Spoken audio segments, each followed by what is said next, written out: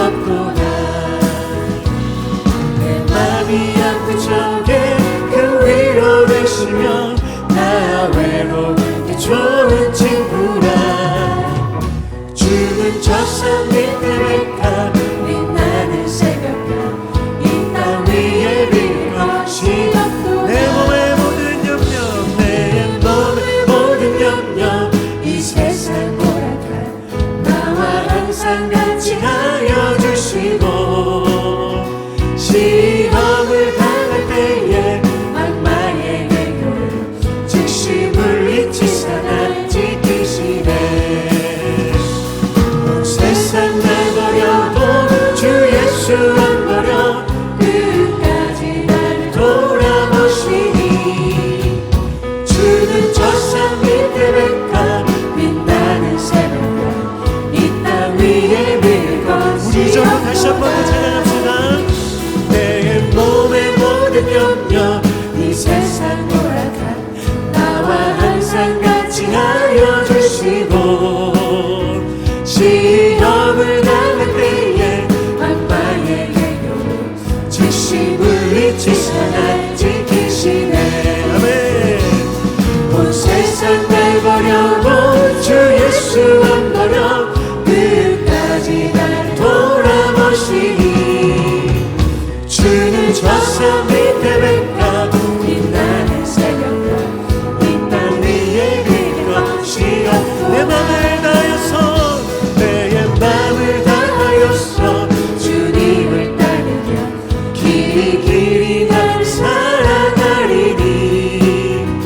물이 두렵지 않고 참 건너가 없네. 주는 높은 산성 내 맘 되시라네. 내 영혼 먹이시는 그 은혜 누리고 나 친히 주를 뵙기 원하네. 주는 저 산 밑에 백합 빛나는 새벽별 이 땅 위에 빌 것이 없구나. 내 맘이 아플 적에 내 맘이 아픈 적에 그 위로 되시며 나 외로울 때 좋은 친구라. 주는 저 산 밑에 백합 빛나는 새벽별 이 땅 위에 빌 것이 없구나. 온 세상 날 버려도 온 세상 날 버려도 주 예수 안 버려 끝까지 날 돌아보시니. 주는 저 산 밑에 백합 빛나는 새벽별 이 땅 위에 빌 것이 없구나. 주는 저 산 밑에 주는 저 산 밑에 백합 빛나는 새벽별 이 땅 위에 빌 것이 없구나. 주는 저 산 밑에 주는 저 산 밑에 백합 빛나는 새벽별 이 땅 위에 빌 것이 없구나. 우리를 천국으로 인도하시는 주님을 다시 한 번 더 믿음으로 고백하며 나갑시다.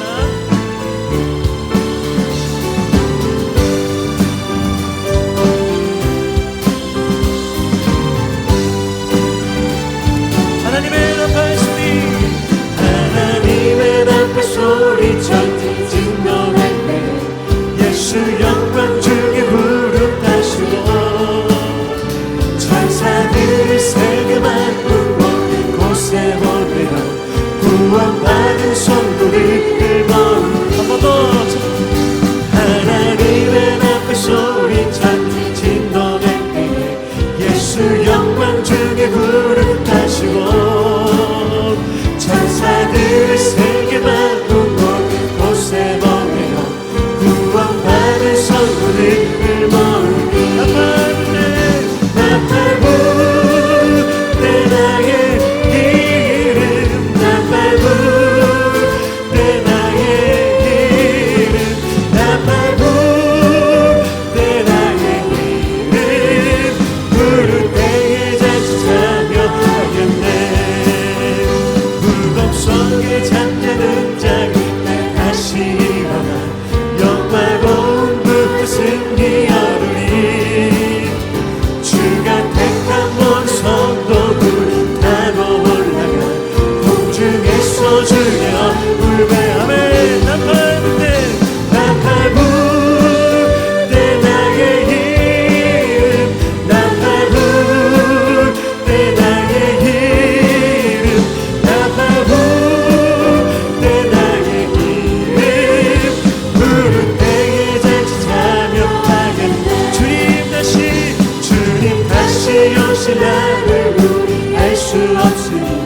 항상 기도하고 깨어 있어서 기쁨으로 보좌 앞에 우리 나가서도 그때까지 참고 기다리길 나팔불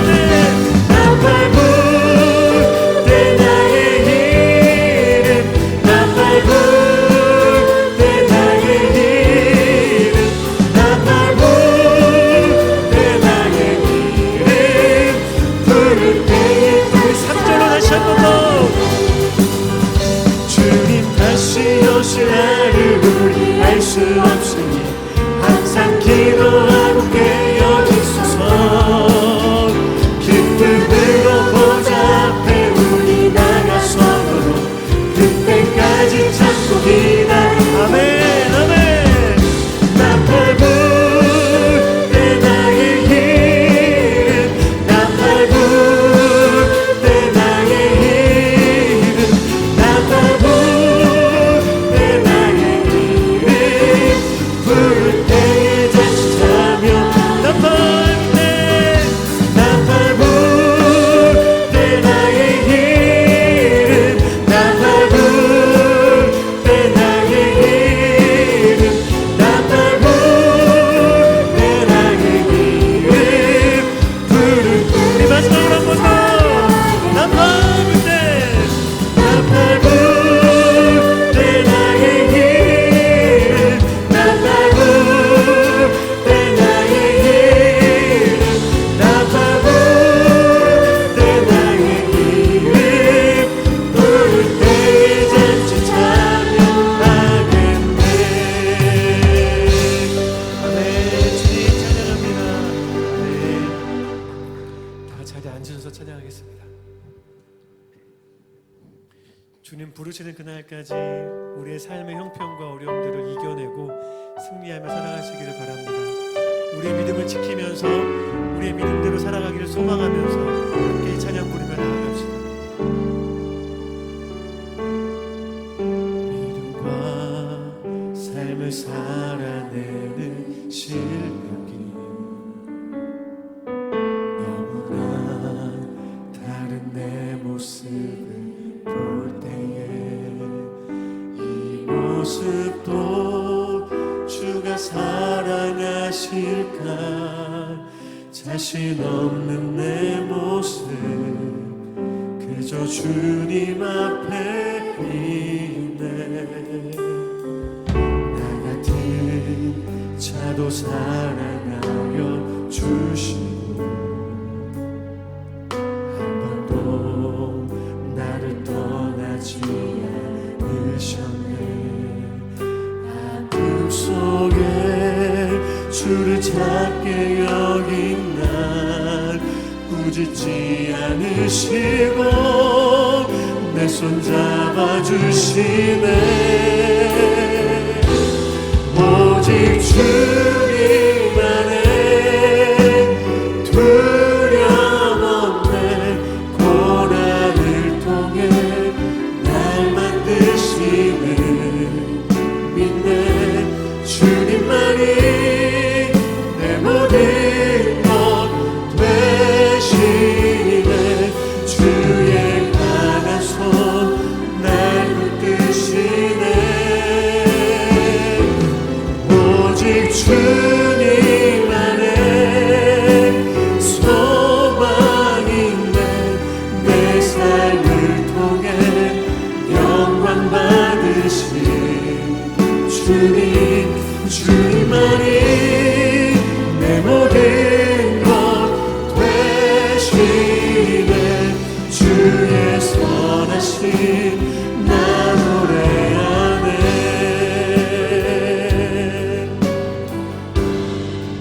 다시 한번 더 믿음과 삶을 살아내는 실력이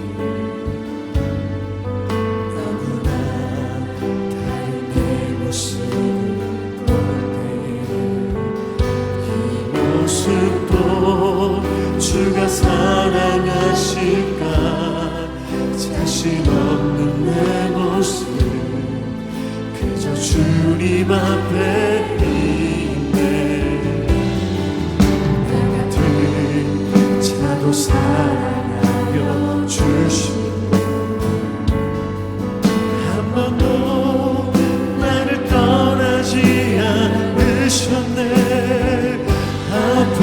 속에 주를 찾게 여긴 날 부짖지 않으시고 내 손 잡아주시네. 오직 믿음 안에 오직 주님 안에 두려움 없네. 고난을 통해 날 만드시네. 믿네. 주님만이 내 모든 것 되시네. 주의 강한 손 날 붙드시네. 오직 주님 안에 소망 있네. 내 삶을 통해 영광 받으실 주님. 주님만이 내 모든 것 되시네.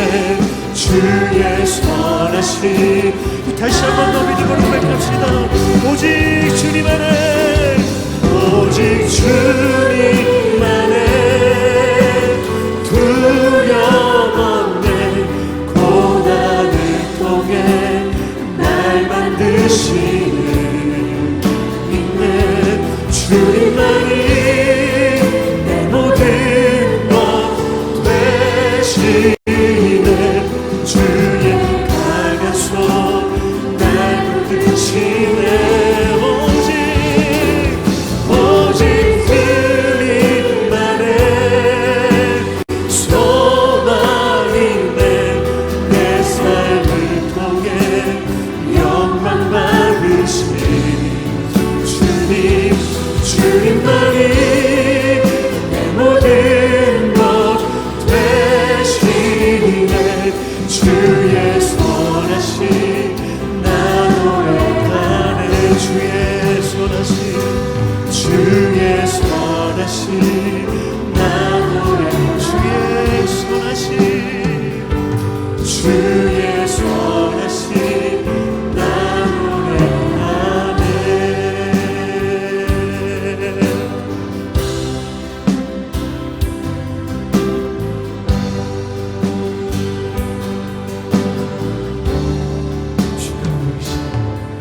주가 보이신 생명의 길 나 주님과 함께 사랑 마음을 들이며 주님 앞에 나가니 나의 의로움이 되신 주 그 이름 예수 나의 길이 되시니 예수. 한 번 더 주가 보이신 생명의 길 나 주님과 함께 사는 마음을 들이며 주님 앞에 나가니 나의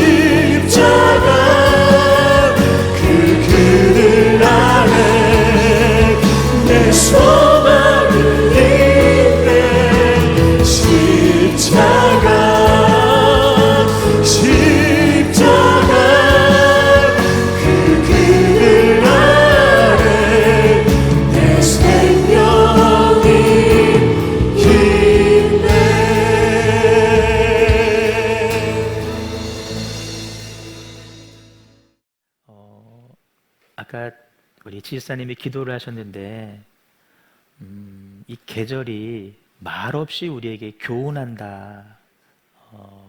그렇게 하면서 겨울이 주는 어떤 가르침을 말했거든요. 기도했는데 어쩌면 제 설교와 주제가 딱 맞는지 제가 깜짝 놀랐어요. 이제 곧 겨울이 여러분 시작되잖아요. 기도하신 대로 겨울이 주는 몇 가지 가르침, 진리가 있습니다. 첫째는 우리 안에 잠재되어 있던 의지력을 일깨워 줍니다. 동남아 사람들 더워서 그런지 많이 게으른 것 같아요. 그런데 저 북극에 사는 사람들은요, 아무리 추워도요, 살아내야 되니까 해야 될 일은 반드시 해냅니다. 여러분, 반드시 할 일은 우리가 해내셔야 됩니다. 겨울에 특별히 그런 의지력이 더 강해져요. 또 겨울은요, 우리 안에 잠재되어 있던 사랑과 긍휼의 마음을 이렇게 열어줍니다. 그래서요, 예전엔 몰랐는데 참 저 사람 안 됐다, 도와주고 싶다, 그런 마음이 일어나는 계절이 겨울이에요. 여름에 구세군 잦은 냄비 볼 수 없어요. 겨울에 등장하는 이유는 다 그것 때문입니다. 또 겨울은요, 다른 계절에 대해서 감사한 마음을 갖게 해줍니다. 추운 겨울, 잎사귀 하나 달려있지 않은 나무를 바라보면서 봄의 따스함이 얼마나 귀한지, 여름의 풍성함이 얼마나 소중한지, 가을의 결실이 얼마나 귀한지를 비로소 알게 됩니다. 그런 의미에서 계절의 겨울, 많이 춥고 고통스럽지만 매우 가치 있는 계절임에 틀림이 없어요. 여러분, 꼭 계절의 겨울만 그럴까? 아닙니다. 인생의 겨울, 고난의 때라고 말할 수 있는데, 우리는 고난의 때에, 인생의 겨울의 시간에 하나님의 뜻을 더 깊이 알고 하나님의 뜻을 이루어 드리는 사람이 될 수 있다는 것입니다. 아멘. 고난이 우리에게 도리어 복이 될 수 있다. 아니, 고난은 반드시 복이 되게 하셔야 합니다. 아멘. 고린도 후서에 나타난 바울의 모습은요, 극심한 고난의 겨울을 지금 통과하는 중입니다. 하지만 우리가 결론을 잘 알고 있잖아요. 바울은 그 고난의 겨울을 통해서 나는 복음의 능력을 깨달았습니다 라고 고백을 하고 있다는 겁니다.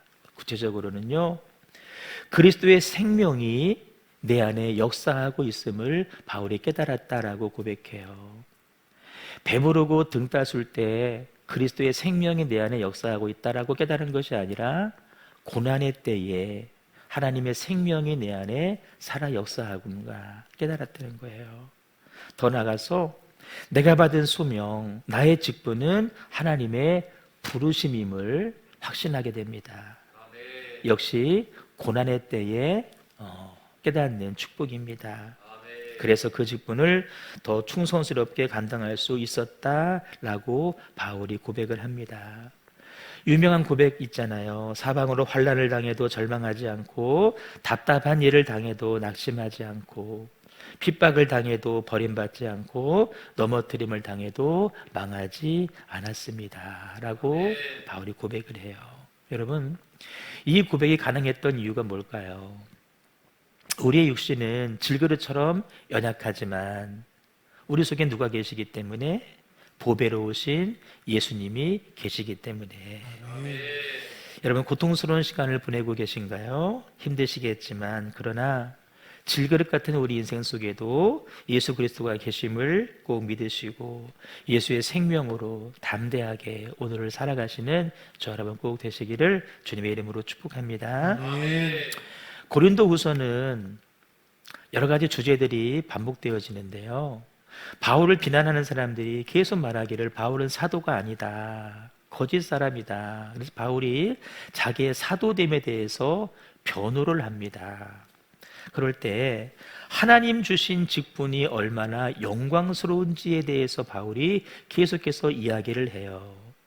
3장에 보시면 자기의 정체성을 소개하는데, 나는 영광스러운 새 언약의 일꾼입니다 라고 자기를 소개해요.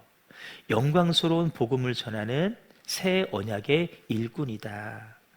5장에 가시면 나는 세상과 하나님 사이를 화목하게 하는 그리스도인의 사신입니다 라고 이야기를 해요. 하나님과 세상의 깨어진 관계 속에서 중간에 내가 사신이 되었다. 6장에도 보시면 바울은 말합니다. 나는 하나님의 일꾼입니다. 따라 우리는 하나님의 일꾼입니다. 하나님의 일꾼입니다. 우리는 하나님과 함께 뭐하는 사람? 일하는 사람입니다. 아멘. 우리는 하나님의 일꾼답게 처신합니다. 아멘. 이게 오늘 말씀의 주제입니다. 따라 나는 하나님의 일꾼으로서 하나님의 일꾼답게 행동합니다. 아멘. 우리가 하나님에 대해서 알아야 할 중요한 성품이 있습니다. 보통 하나님은 사랑의 하나님, 소망의 하나님 이야기하는데요.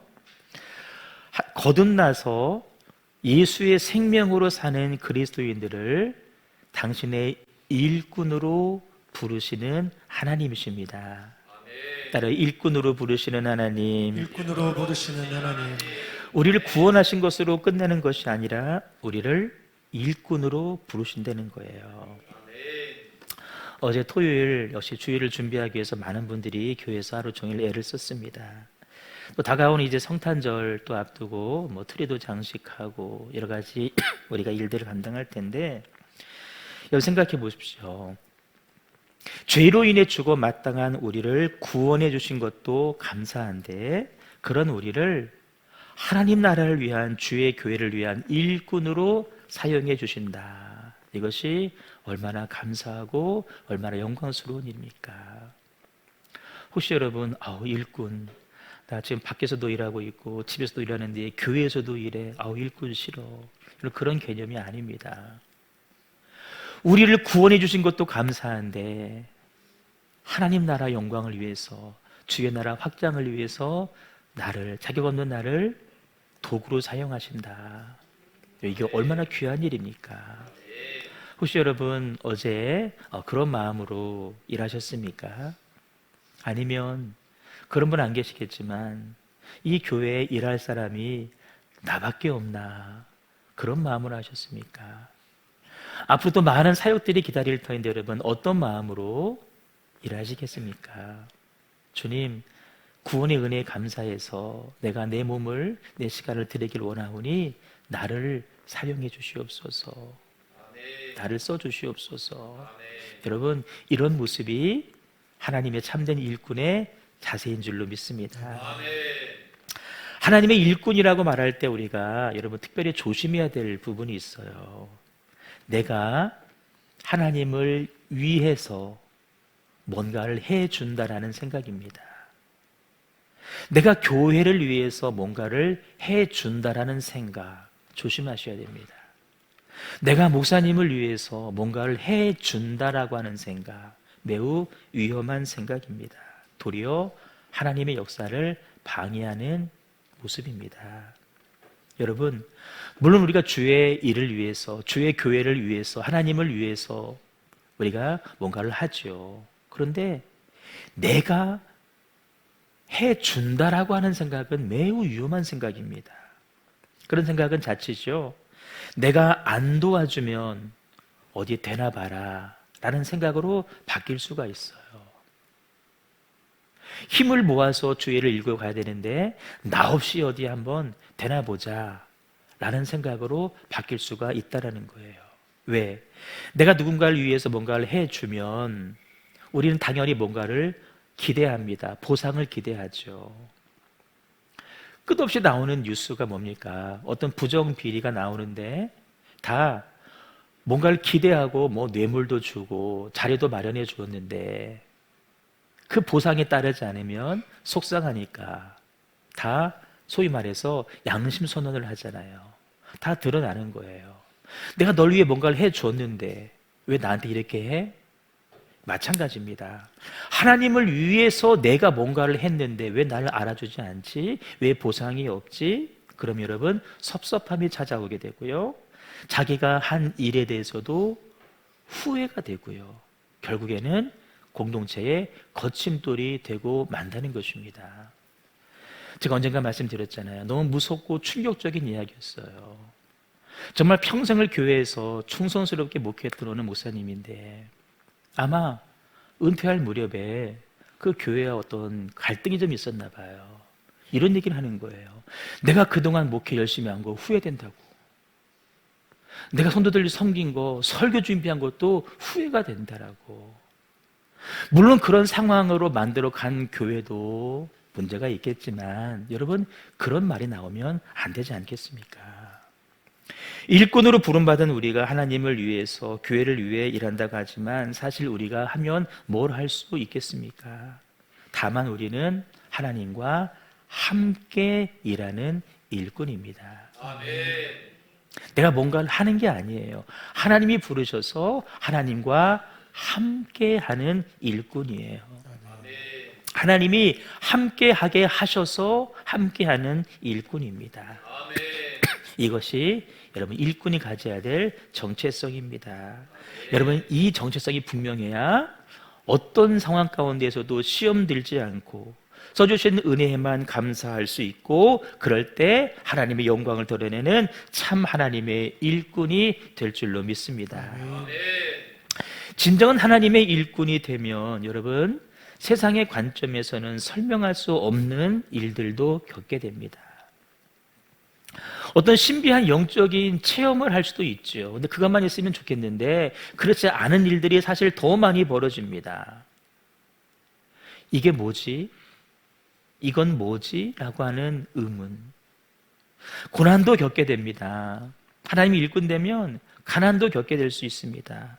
때로는 이게 더 많을 거예요. 많은 사람들의 오해를 사기도 하고 이런저런 사람들의 비아냥대는 소리를 듣게도 됩니다. 혹시 지사님 그런 말 들어봤어요? 찬양 선곡 열심히 해서 막 기도하고 준비했는데 왜 선곡이 그래? 왜 지금 계절이 절기가 뭔데 뭐 이런 노래를 부르고 있어? 혹시 그런 말 들어본 적 없어요? 있는 것 같아 보니까.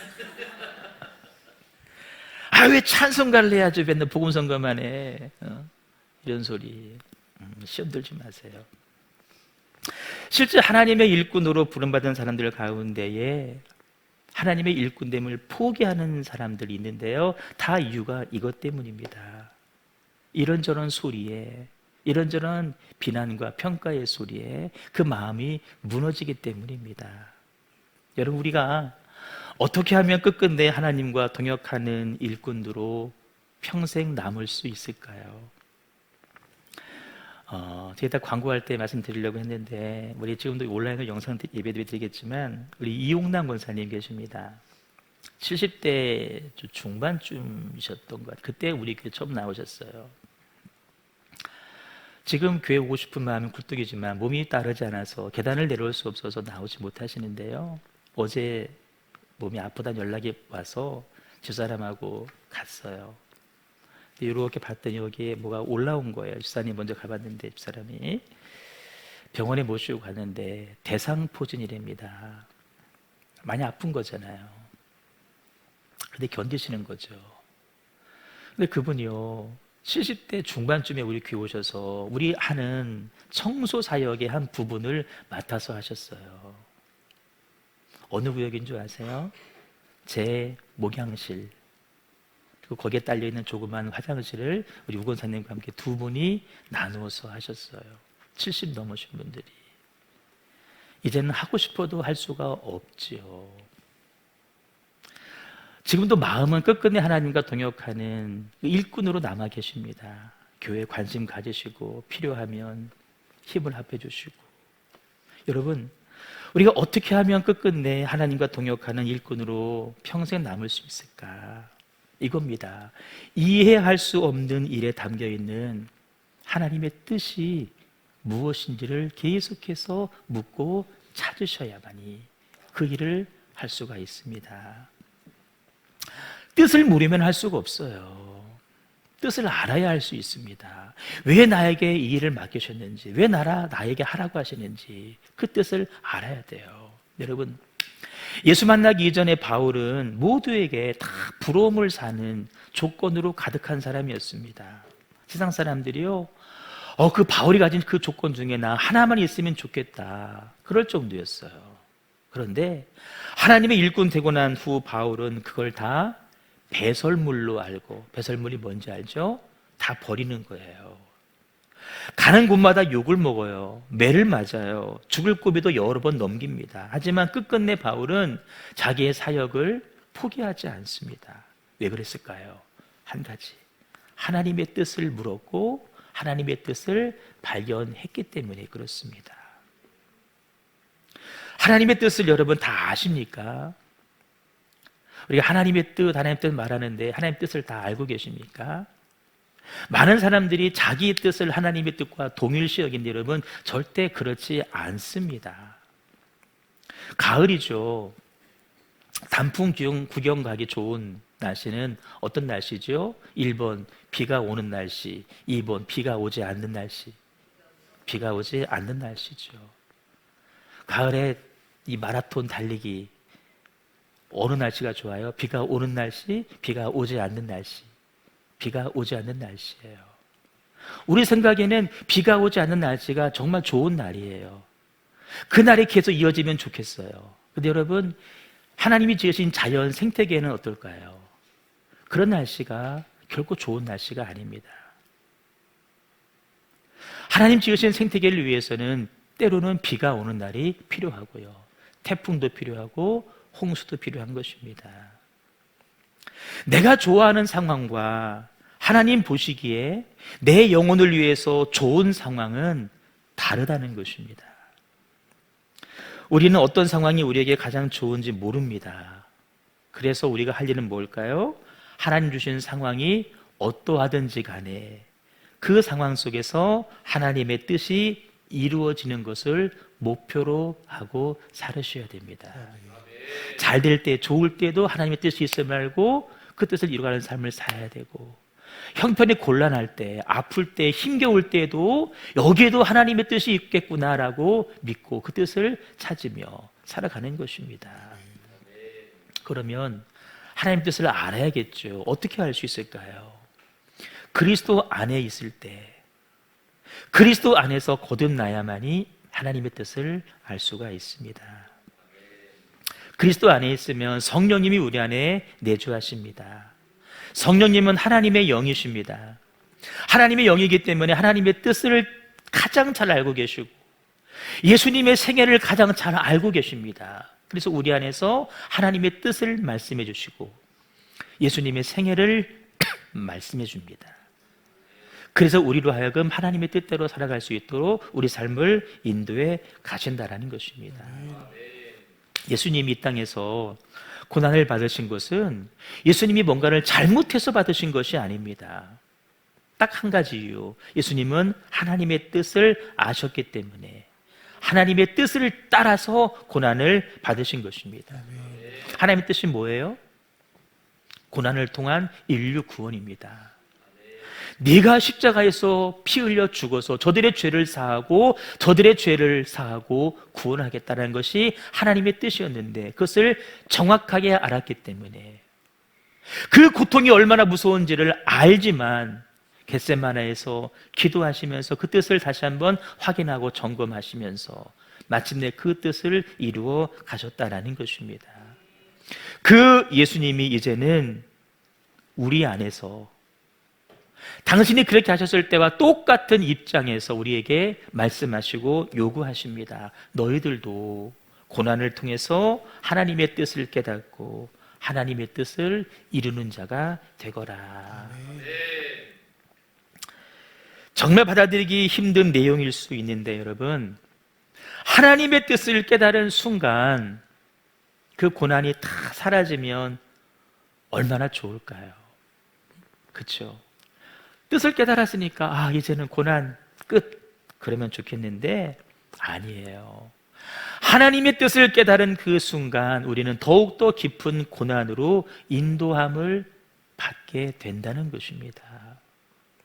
그런데 여러분, 그 고난이 끝날 때가 있어요. 언제 끝나는 줄 아세요?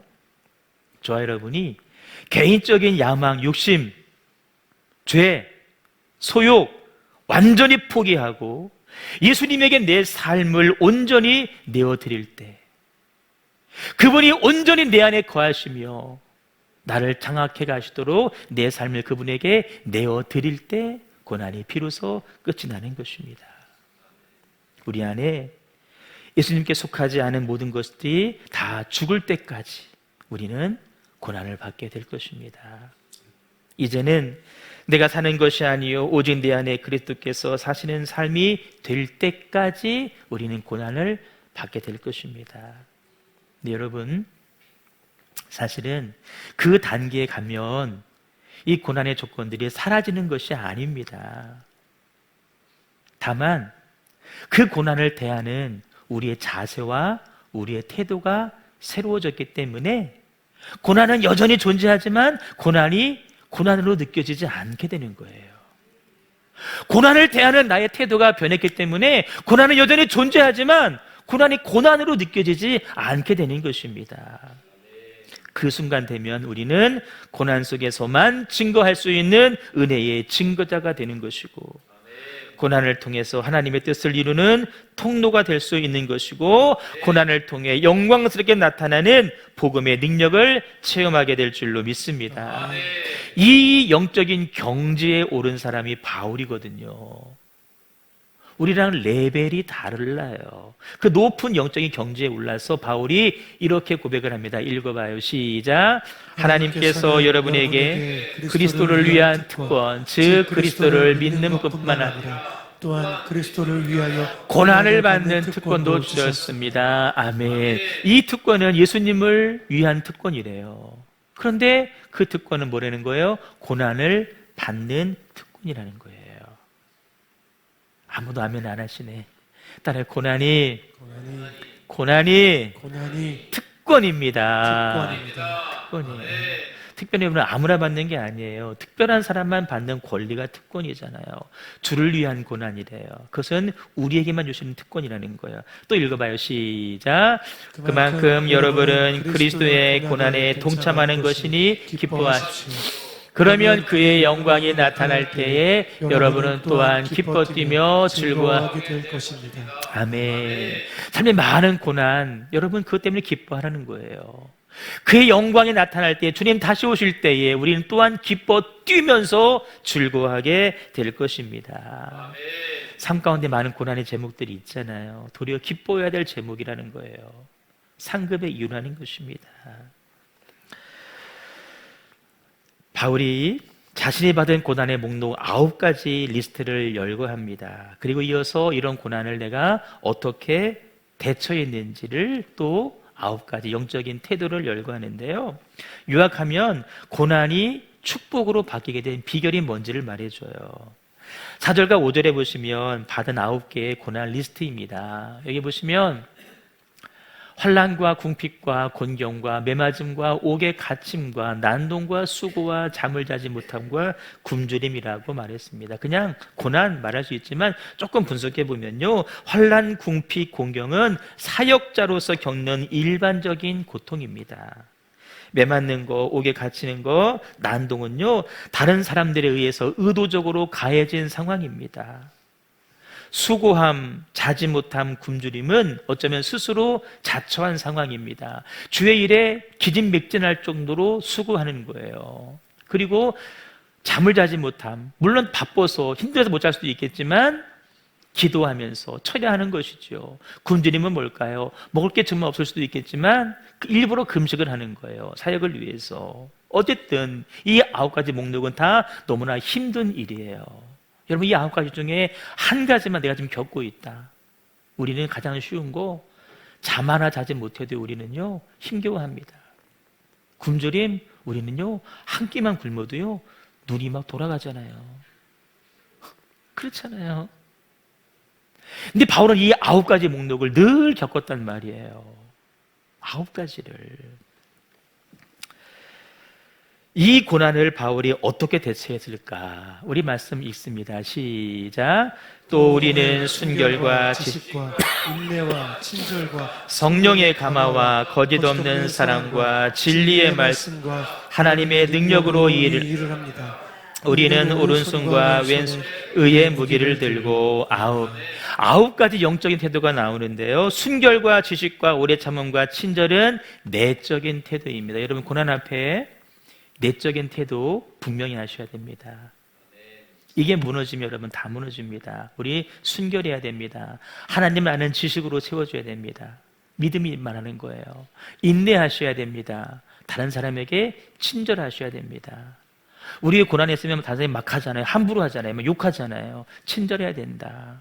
인내. 여러분, 인내에 대한 설명을 조금만 드려볼게요. 제가 온유에 대한 말씀을 많이 드렸거든요. 온유가 뭐라 그랬죠? 온유는 길들여진 야생마라 그랬어요. 내 안에 화가 있고 분노가 있지만 그것이 다스려진 상태가 온유라 그랬어요. 근데 여러분, 그 온유가 계속 가면 좋은데요, 그 온유가 언젠가는 사라질 때가 있어요.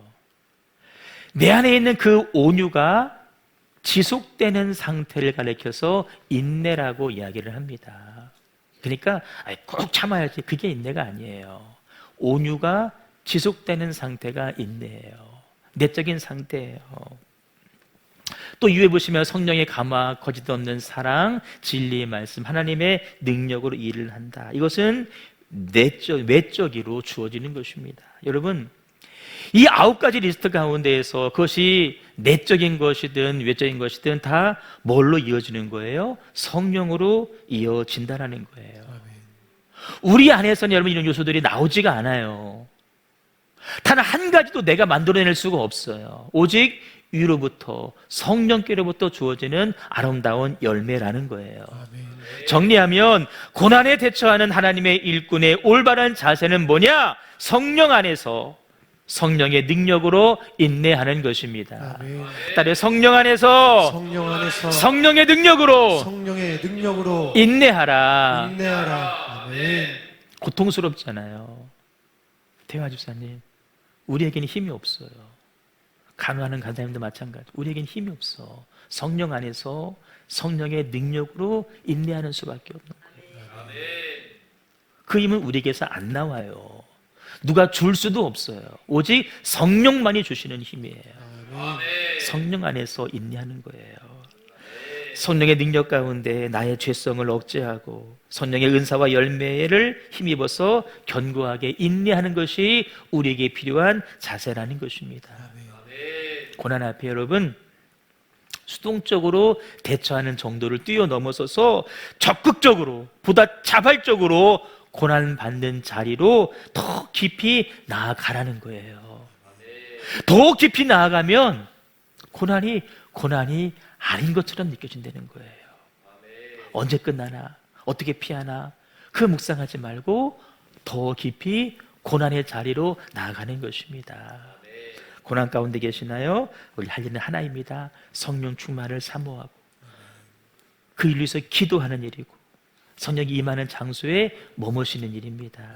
성령은 장소를 구분하지 않고 임하지만 그러나 특별한 곳에 임해요.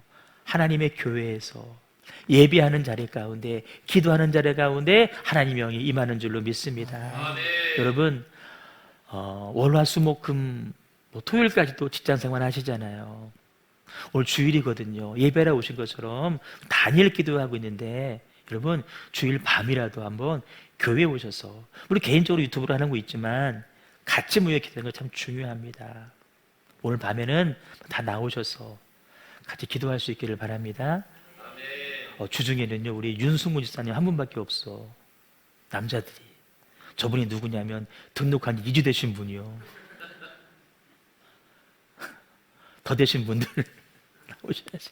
기왕이면 교회에 와서 우리 같이 했으면 좋겠어요. 고난 앞에 불평하거나 원망하거나 떨거나 두려워하거나 울지만 말고 성령으로 충만하여서 직면하는 거예요. 직면하는 거예요. 그런 자에게는 반전의 승리가 주어집니다. 읽어봐요. 시작. 우리는 이름 없는 사람 같으나 유명하고 죽는 사람 같으나 살아 있습니다. 증거를 받는 사람 같으나 죽임을 당하는 데까지는 이르지 않고 근심하는 사람 같으나 항상 기뻐하고 가난한 사람 같으나 많은 사람을 부유하게 하고 아무것도 가지지 않은 사람 같으나 모든 것을 가진 사람입니다. 아멘. 바울이 말해요. 이름 없는 사람 같으나 유명하다고 얘기합니다. 바울의 고향은 길리기아 다소 사실 유명한 동네예요. 그런데 복음의 관점으로 볼 때 바울은 진짜 유명하지 않은 무명입니다. 오죽 무명이었으면 사람들이 너 추천서 갖고 오라고 말할 정도로, 그 정도로 바울은 이름 없는 사람이었어요. 그런데 그런 바울을 하나님께서 예수님 다음으로 유명한 사람으로 만들어 주셨어요. 또 뭐라 그러죠? 죽은 사람 같으나 살아있다라고 이야기를 합니다. 바울은 늘 죽음의 위협에 노출되어 있었어요. 하지만 기적적으로 죽음을 모면합니다. 육체의 죽음을 넘어서서 영적인 의미에서도 날마다 그리스도와 함께 죽는 삶을 살았습니다. 나는 죽고 없다. 나는 죽고 없다. 여러분, 죽은 사람은 자존심도 없잖아요. 장례장에 가보면요, 돌아가시고 난 다음에는 이렇게 뒤집어도 전혀 반응하지 않아요. 수치도 몰라요. 우리가 막 분노하고 자존심 상해하고 내 자아가 살아있어서 그런 거예요. 바울은 나 죽었다. 내 자아를 죽이고 났더니 내 영이 살더라. 죽은 사람 같으나 살아있다고 말해요. 징벌을 받는 사람 같으나 죽임을 당하는 데까지 이르지 아니했다. 여러분, 이 징벌은요, 세상에서 오는 것이 아니라 하나님께로부터 오는 징계입니다. 하나님은 사랑하지 않는 사람은 곧 징계가 없다고 얘기했잖아요. 우리를 더 단련하기 위해서 하나님은 늘 징계하셔요. 우리도 징계하십니다. 무섭죠, 싫죠. 그러나 여러분, 그 징계가 우리를 죽음으로 몰고 가지는 않습니다. 더 온전한 사람으로 만들어 가시는 하나의 과정이에요. 바울은 그 징계가 너무나 고맙다는 거예요. 너무나 감사한 게 느껴지는 거예요. 또 뭐라 그랬죠? 근심하는 사람 같으면 항상 기뻐한대요. 바울은요, 저 유대인들 보면은요 늘 근심거리였어요. 저 유대인들이, 내 동족 유대인들이 예수 믿어야 되는데 왜 안 믿어? 왜 거절해? 근심거리였어요. 특별히 이 고린도 교회 생명 걸고 목회해서 교회 세워놨더니, 양육했더니 나 거짓말장이라고 얘기하고 근심거리예요. 그런데 뭐래요? 그들 때문에 내가 도리어 기뻐한다는 거예요. 자녀들 길러보잖아요. 걱정거리 많죠. 다 근심이잖아요. 근데 여러분, 그 아들 바라보면서 하나님의 소망을 발견하는 거예요. 하나님의 인도하심을 발견하는 거예요. 그래서 여러분, 기뻐할 수 있는 거예요. 우리 동규 아버님, 동규 보고 기뻐해야 돼요. 동규는요, 생각하는 게, 하는 게요, 어른 수준이에요. 그 이상이에요. 교회를 바라보는, 교회를 생각하는 마음이요, 어른 이상이에요. 나 어제도 목격했지 뭐예요. 토요일 밤인데 이제 주일에 주차하려면 이렇게 뿔을 놓잖아요. 사람들이 다 치우고 막 아무 차나 대요. 근데 다른 차가 나갔어. 근데 바로 입구 말고 그 뒤에 하나가 벽거든요. 동규가 막 달려가더니 추자뿔에다 딱 놓는 거야. 미안해요. 개정의 어떤 성도들은요, 토요일날 그냥 차를 뺄 때 주자뿔 막아놓고 빼야 되는데 그냥 휙 가버려. 그런 사람도 있는데 동규는 막거나. 동규 때문에 기뻐하셔야 돼요. 어떻게 우리 부부 사이에서 이런 아들이 나왔을까? 기뻐해야 돼. 기뻐해야 돼. 새 아파트 들어가서 기뻐하는 것이 아니라 동규 때문에 기뻐해야 돼. 또 뭐라 그랬어요? 가난한 사람 같으나 많은 사람을 부유하게 하고. 우리 예수님 십자가에 달려 죽으심으로 가난해지셨잖아요. 하늘 보잘보고 내려오셔서 가난해지셨어요. 하지만 많은 사람들을 영적으로 부유하게 해주셨어요. 바울 정말 가난하지만 자기가 전하는 복음으로 인해서 많은 사람들을 영적으로 부유하게 만들어요. 진짜 부자가 누구예요? 하늘을 소유한 사람이 진짜 부자예요. 영원한 천국을 소유한 사람이 진짜 부자예요. 여러분, 우리 변변치 않잖아요. 우리 그런 하늘을 소유한 사람이기 때문에 우리는 영적으로 부자예요. 부자. 바로 이것이 하나님의 일꾼으로서 바울이 경험한 소중한 승리입니다. 여러분, 이 승리가 바울 한 사람만의 것은 아니에요.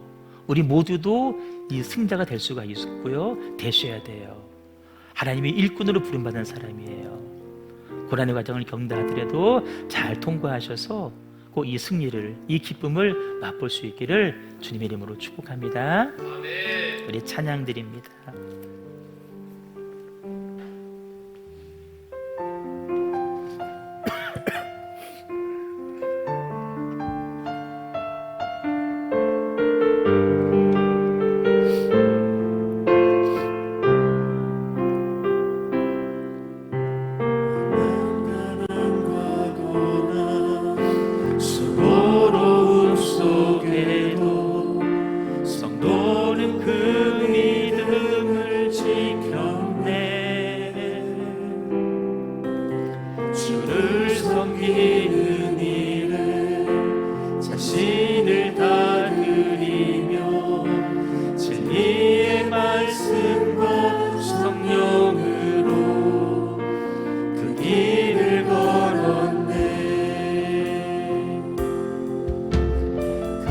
그리스도 안에서 새롭게 하시고 그리스도로 인하여 자유케 되었네.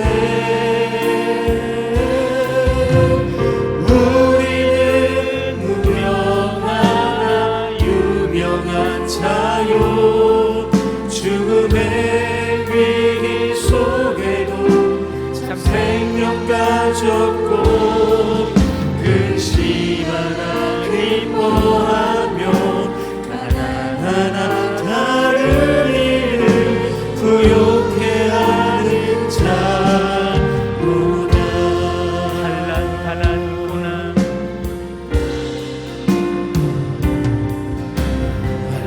가난과 고난 수고로움 속에도 성도는 그 이름을 지켰네. 주를 섬기는 일에 자신을 다 드리며 진리의 말씀과 성령으로 그 길을 걸었네. 그리스도 안에서 새롭게 하시고 그리스도로 인하여 자유케 되었네. 우리는 무명하나 유명한 자유 죽음의 위기 속에도 참 생명 가졌고 근심하나 기뻐하며 가난하나 다른 일을 부욕해 하는 자로다. 우리는 무명하나 유명한 자유 죽음의 위기 속에도 참 생명 가졌고 근심하나 기뻐하며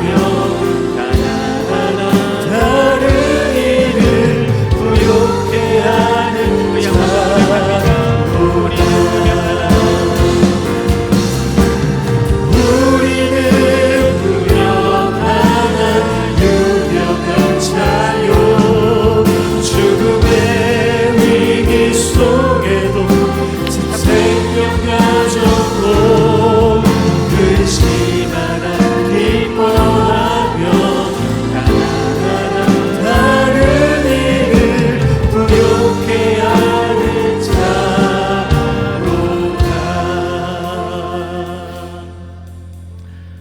우리가 호흡을 하고 있는 그 순간까지는 여러 가지의 모습의 고난이 존재할 것입니다. 문제는 고난이 언제 사라지냐가 아니라 고난 앞에 나는 어떤 태도로 설 것이냐, 이게 더 중요합니다. 물론 경중은 있겠죠. 길고 짧음도 분명히 있을 것입니다. 그러나 그 어떤 고난이든지 그 고난을 대하는 우리의 자세만큼은 동일한 모습으로 서 있기를 소망합니다. 그 고난 앞에 내가 믿음으로 의연하게 서 있는 모습을 바라보면서 누군가 바라본 그 사람은 소망을 발견하게 되고 믿음을 붙잡게 될 것입니다. 그게 다른 사람을 부욕해 하는 사람입니다. 우린 성도입니다. 성도는 일꾼으로 부름받은 사람입니다. 마땅히 일꾼의 길을 가는 것이고 당연히 일꾼이기 때문에 고난은 따라오게 되어 있습니다.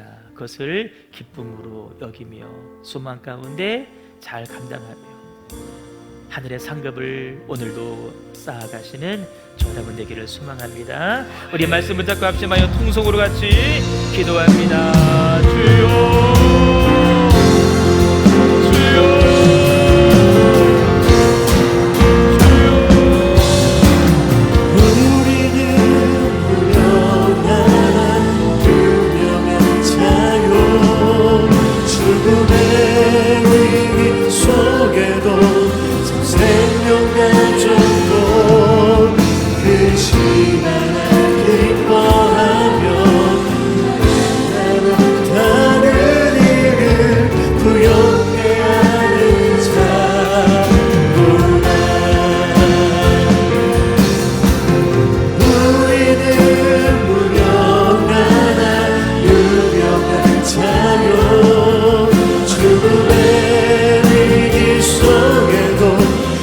생명 가졌고